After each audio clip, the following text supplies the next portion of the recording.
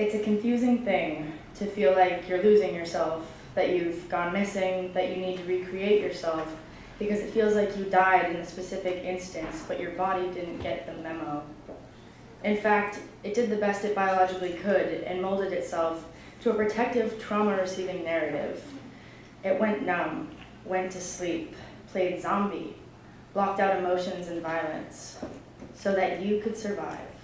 It was all for you. Look, you survived, but it doesn't always feel like it. It's a confusing thing to keep living after this, to feel more like life is happening to you than living. You start to wonder if the people around you, those who know you and love you, if they can see the change that has taken place inside of the body that saved you. Like you gazing into the eyes of the strange person left over in the mirror, can they recognize you still? In my case, I needed to change my body and become someone else. Like a snail, I needed to change shells. I moored myself for a year, and it was the strangest thing to not only grieve myself, but to grieve for someone breathing in and out, technically alive and well. I cut my hair. I no longer wanted to look like myself. I no longer wanted the world to look at me first glance and automatically think, woman. I didn't want to look like the person, like the body that had somehow attracted the violence against me. Flawed logic, yes, of course, but follow me. Maybe if I looked like a body that others would perceive as a tough lesbian dyke, then certain people wouldn't reduce me to just a gateway for sex instead of a body. Instead, I might be able to walk by uncatcalled if I looked more like a man and less like the woman I had been. If people stared, it would be because I had a confident walk or because they hated me for my perceived sexual preference. Compared to being a long-haired feminine sex object, I was fine with that. It's disgusting to think this way, I know.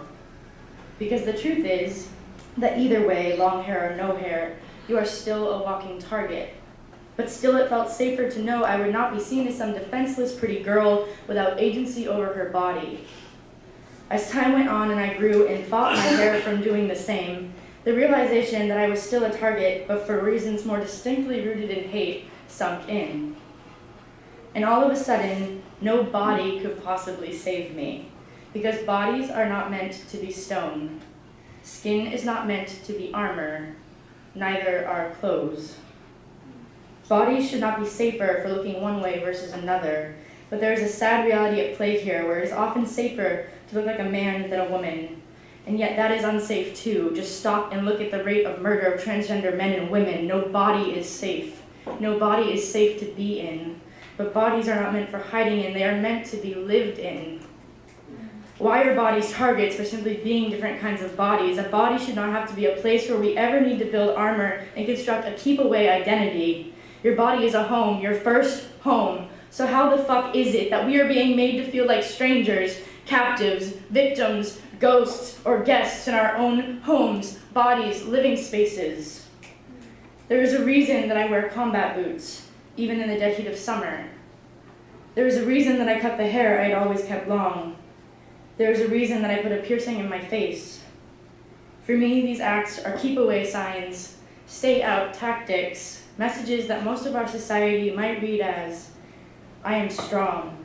Don't I look invincible? All I could do was hope that they would work and hope as hard as I might, it does not matter. Because under the armor, I am a glass castle. We are glass castles, fortresses, delicate, mending, and somehow able to face the world around us. The world of violence, discrimination, and hate that keeps expecting us to shatter.